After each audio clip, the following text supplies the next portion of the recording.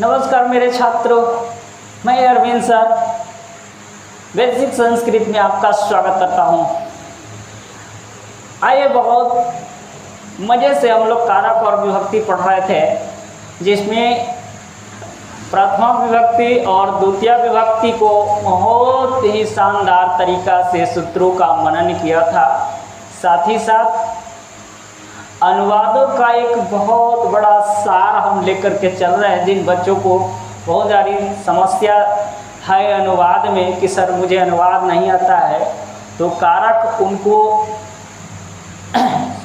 से उनको जो है ज़्यादातर अनुवाद सीखने को मिलेगा। और इसीलिए मैं कारक को विस्तृत रूप से लिया हूँ और साथ ही साथ अनुवाद को भी विस्तृत रूप से लिया हूँ। आइए, तृतीया विभक्ति में कुछ सूत्र हम पढ़ चुके थे। तृतीया विभक्ति में आज एक बहुत बड़ा सुंदर सूत्र जो हर एग्जाम में पूछे जाते हैं।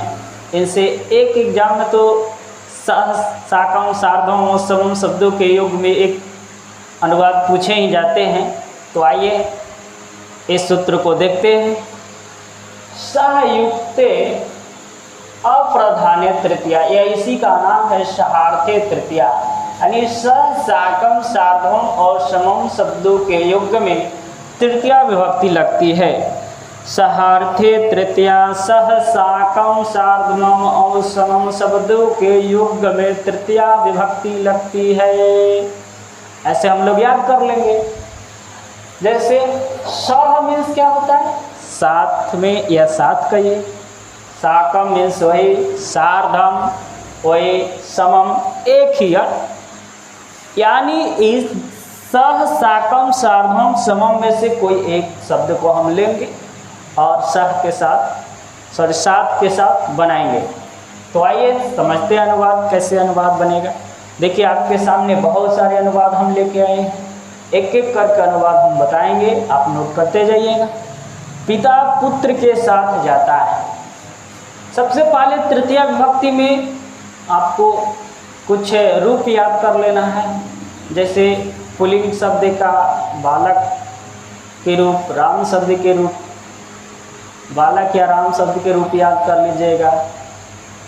और स्त्रीलिंग शब्द में आकारांत में लता शब्द का याद कर लीजिएगा। चाहे गंगा, सीता, सब उसी पे चलते हैं। उसके बाद ईकारांत में जो है, बड़ी ईकारांत में आप कवि का याद, छोटी ईकारांत में कवि का या तो हरि का, छोटी ईकारांत में जो है आप गुरु का याद कर लीजिएगा, साधु का याद कर लीजिए।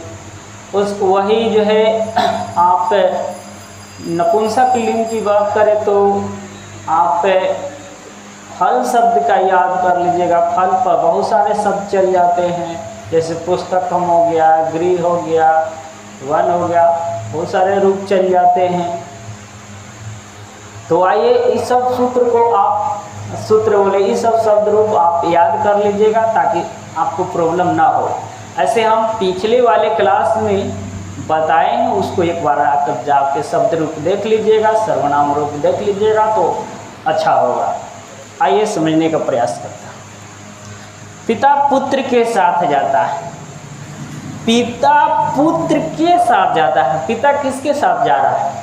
पुत्र के साथ। तो पुत्र में यहाँ कौन सा विभक्ति लगेंगे? तृतीया विभक्ति। तो पुत्र किसके समान विभक्ति में चलेंगे?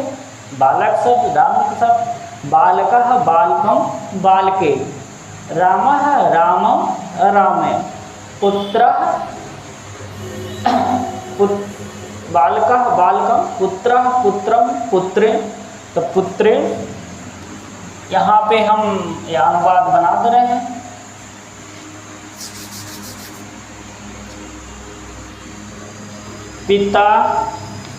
पिता प्रथमा विभक्ति में ही रहेगा। पुत्र में तृतीया विभक्ति। पिता पुत्रेण और साथ के सह कोई एक लगा लीजिए, साकम, साधम, सम कोई भी एक। तो हम सह लगाएं। पिता पुत्रेण सह गच्छति, को नोट डाउन कीजिए। पिता पुत्र के साथ घर जाते, वही बात है, घर एक जोड़ा गया अलग से इसमें। पिता पुत्रेण सह गृहम गच्छति। राम सीता के साथ जाते हैं, रामः सीता लता के समान चलेगा वो, तो लताम लतया, तो सीताम सीतया,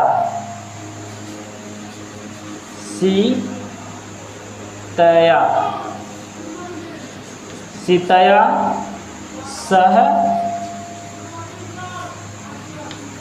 गच्छति। इसको नोट डाउन कर लीजिए, मिटा रहा है, इसको नोट डाउन कीजिए।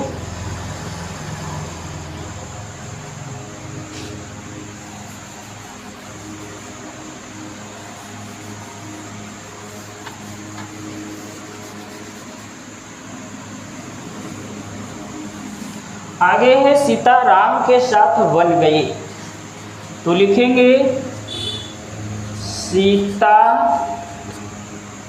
राम के साथ, तो राम में तृतीया विभक्ति, सीता रामेण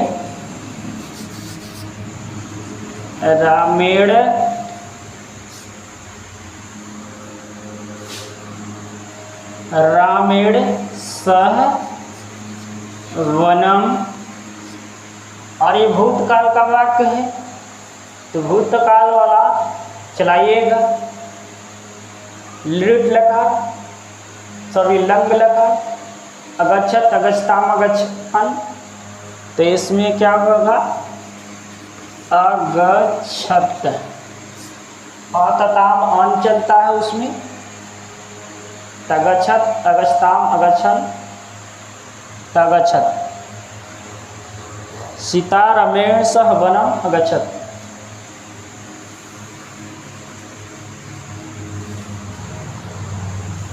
मोहन के साथ, मोहन राम के साथ पढ़ता है, किसके साथ? राम के साथ, तो राम में तृतीया लगाइए, मोहन प्रथमा में रहेगा, मोहन रामेण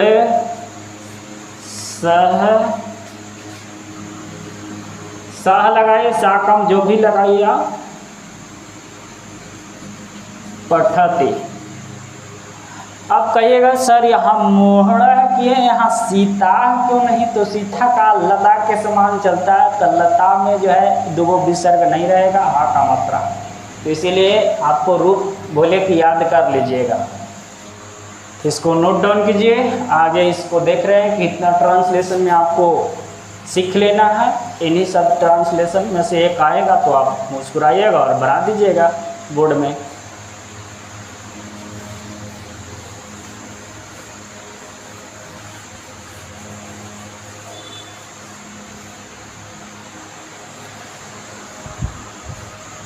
हाँ, गणेश दूध के साथ रोटी खाता है, किसके साथ? तो दूध के साथ, तो दूध में क्या लगेगा?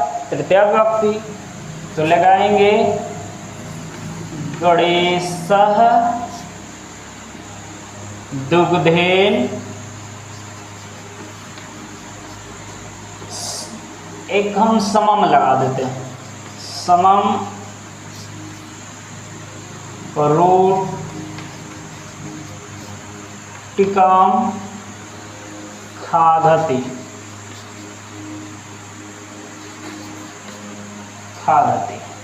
इसको नोट डाउन कीजिए।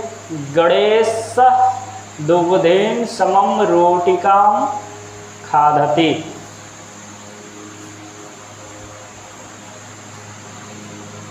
नोट डाउन कीजिए।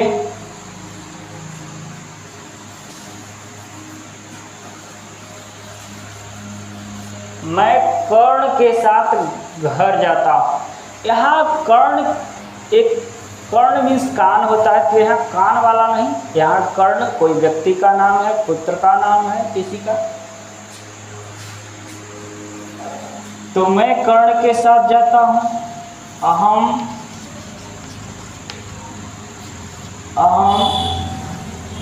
कर्णेन सह गृहं गच्छामि। आमी आवा आमा से गच्छामि।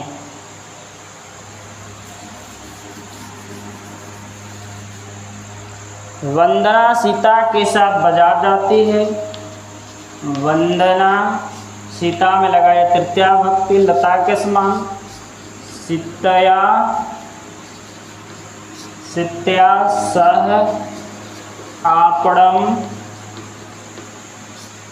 गच्छति।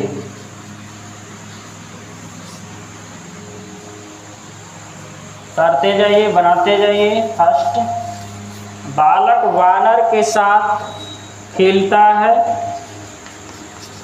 बालक में प्रथमा विभक्ति बालक, वानरेन साकम, साकम लगा दे रहे इस बार। खेलती। चलिए,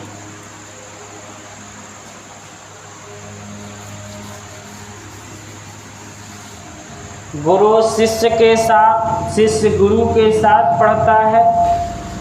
शिष्य गुरु का रूप चलता है। गुरु गुरु गुरुड़ा, गुरुड़ा गुरु गुरु गुरुड़ा। तो गुरुड़ा सह पठति।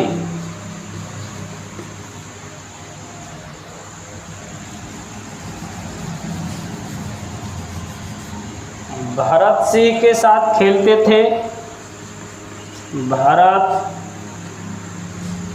भरत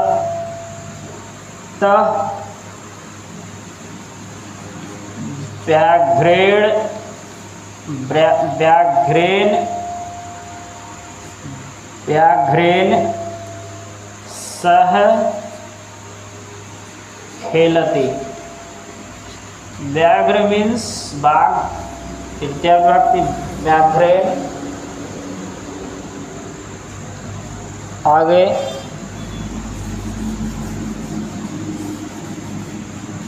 इधर थोड़ा दिख नहीं रहा है, यहाँ पे बना दे रहे हैं अच्छा से। बालकः, बालक शिक्षक के साथ। बालक शिक्षकेन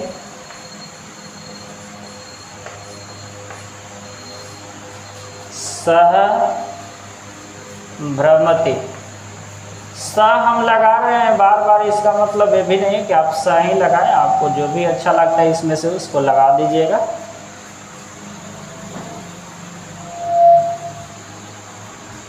सुदामा कृष्ण के साथ पढ़ते थे। बात सही है। यहाँ खेलते थे भरत बाघ के साथ खेलते थे, तो यहाँ पे खेलते थे तो टी नहीं लगेगा।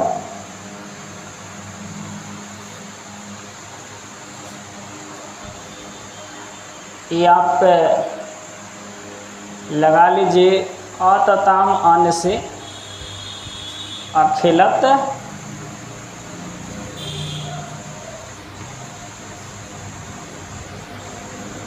खेलते थे। भरत व्याघ्र के साथ खेलते थे और खेलत लगा लीजिएगा अततामान से। सुदामा कृष्ण के साथ पढ़ते थे, तो सुदामा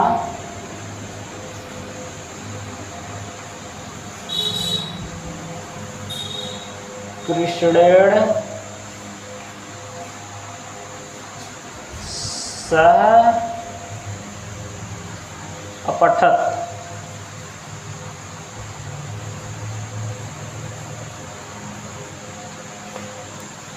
अपठत अखेलत। चलिए इसको स्क्रीनशॉट लीजिए।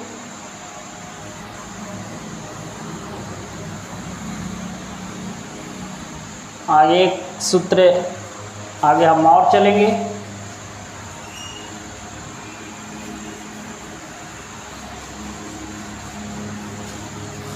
सह, साकम, सार्धम और समम शब्दों के युग में क्या लगता है? तो तृतीया विभक्ति याद रखिएगा। बड़ा सुंदर तरीका से इसको हम बोलते हैं। सह साकम सार्धम और समम शब्दों के युग में तृतीया विभक्ति लगती है। कौन सूत्र से? सहयुक्ते अप्रधाने, या तो आप कह सकते हैं क्या करणे तृतीया, या तो आप कह सकते हैं सहार्थे तृतीया। सह साकम सार्धम शब्दों के युग में तृतीया विभक्ति लगती है, सहार्थे तृतीया।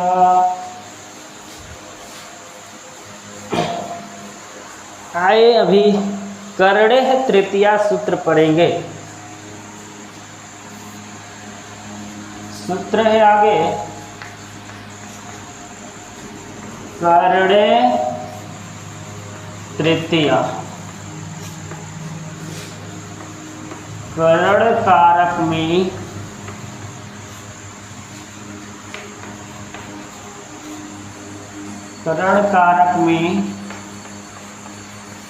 तृतीया विभक्ति लगती है।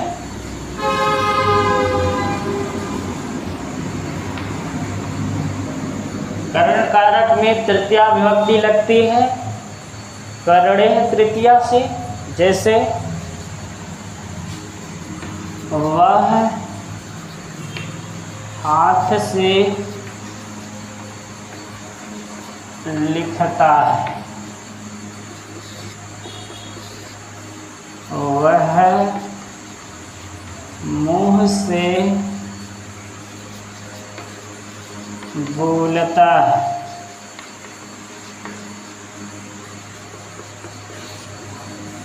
तुम आँख से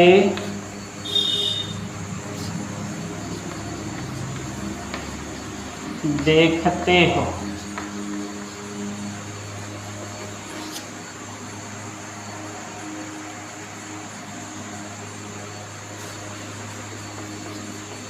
बालक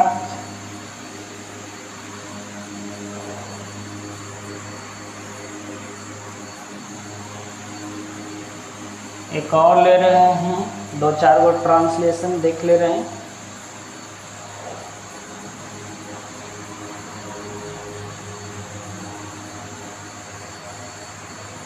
बालक पैर से चलता है। ठीक, एक और ले लीजिए कोई शब्द। मोहन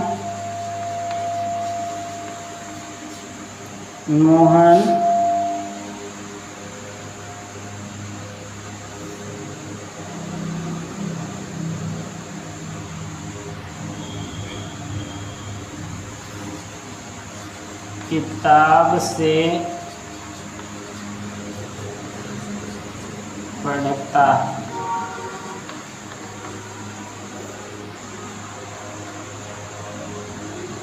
मोहन किताब से पढ़ता है। यहाँ साधन से भी, साधन यहाँ पे किताब हो जाएगा, पर चलिए लिख दिए तो कोई बात नहीं है। आगे वाला सूत्र जो पढ़ा है उसमें का भी है, एक दिया गया तो कोई दिक्कत नहीं है, बना लेंगे।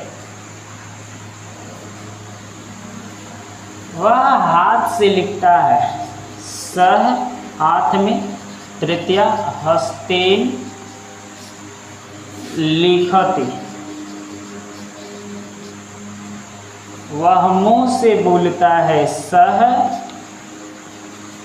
मुखेन वदति।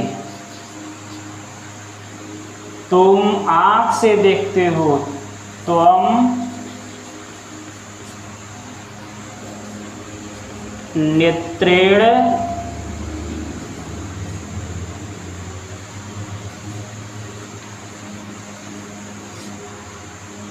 तीतांति सीता था सी था सी पश्यसी, या तो आप दृश्यसी कर सकते हैं। दृश्य सी यहाँ पे है, द्रि है, दृ अच्छा से कर लीजिए, दृश्य से कर सकते हैं। बालक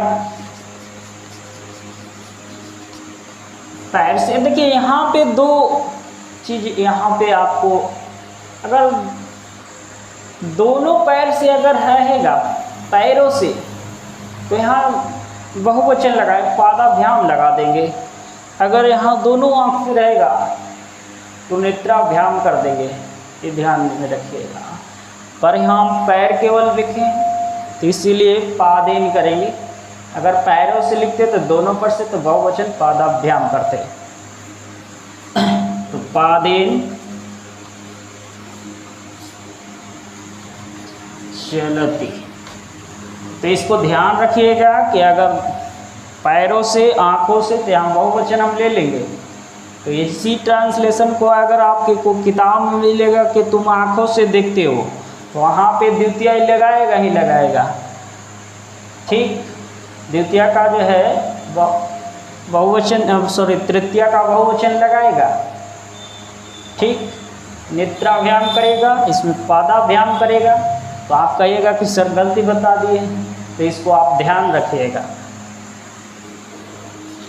मोहनः